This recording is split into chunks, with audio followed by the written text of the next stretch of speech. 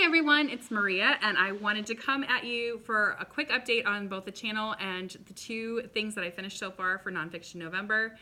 I didn't want to not gush about both of them, and so I thought I would do kind of wrap-ups throughout the month instead of waiting to the end, because then you have shorter videos and it's less time to try and film and watch because people are busy.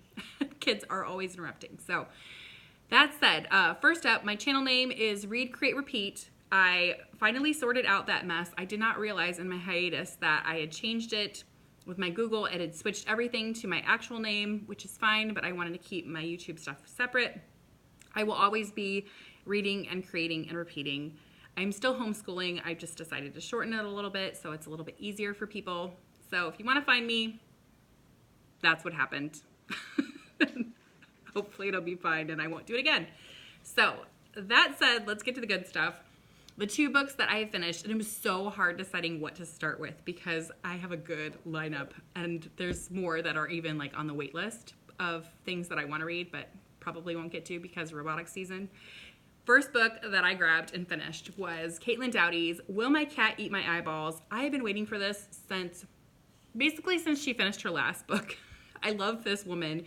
She is a great mortician, I assume. I guess I haven't had personal experience with her with that realm, but she talks about death and death rituals and customs and science in such a way that's engaging and humorous.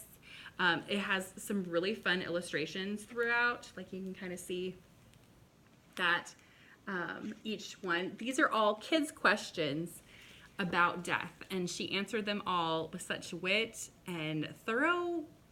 She covered it. I feel like I know so much more about what actually happens. They were fun. Like there's one that's like, what happens if I die in outer space? What will happen if I die on an airplane? Of course, there's the traditional, will I sit up or speak after I die? Will my cat actually eat my eyeballs? So if you were curious, yes, but who wouldn't after a while if you're starving? But I don't know. I don't want to talk about that. But I do find the one I really liked was what happens if you die on an airplane. Did you know? Of course, you hadn't really thought through it probably. They have this packed in on airplanes like sardines. They're not going to move you to a different place. What are they going to do? Put you with the food? No. So what you're going to have to do if somebody dies next to an airplane is they might put a sheet over the top of them so you don't have to look at them. But really, like you're stuck on the airplane. So good luck. Sorry if I've ruined future flights for you, but be prepared. I don't know.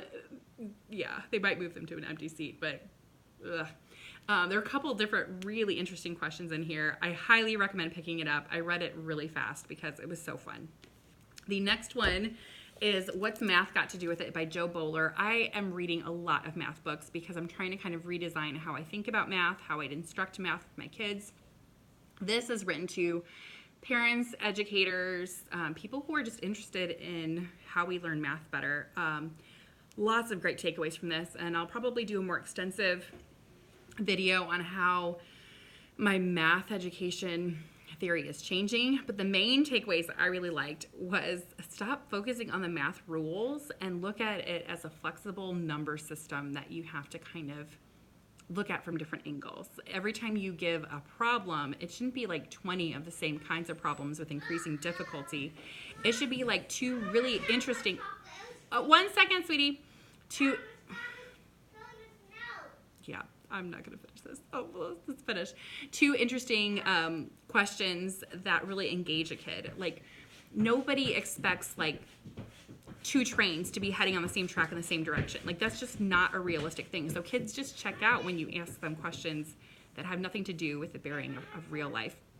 But think of it like a game or a puzzle, logical thinking. It was just a really unique way to look at things. I've got her a couple of her books by Mindset Mathematics is her kind of program.